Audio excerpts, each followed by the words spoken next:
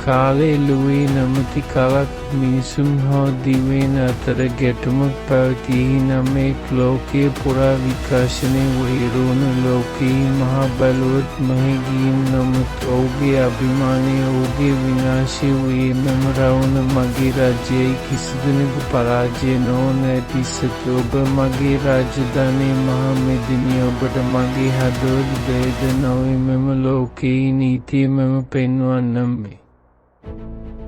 දිවයින්ගේ බලයත් සමග යුද්ධය එනවා ලෝකශ්‍රමණය හෝ හැනෙමෙන් යුද්ධ භූමියට පැවස්ති ලංකාවේ කිසිදු පරාජිත නව රජවරුන් මරණය ඉදිරියේ බිඳ විට මරණය මට බයක් නොවන මහරජයක් අද රවුණ පරාජය වී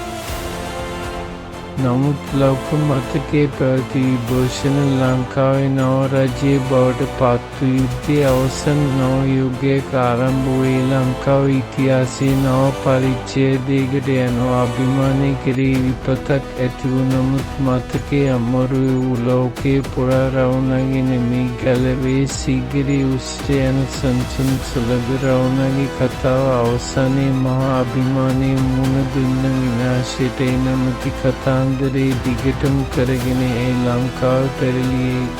ඉදිරියට එනවා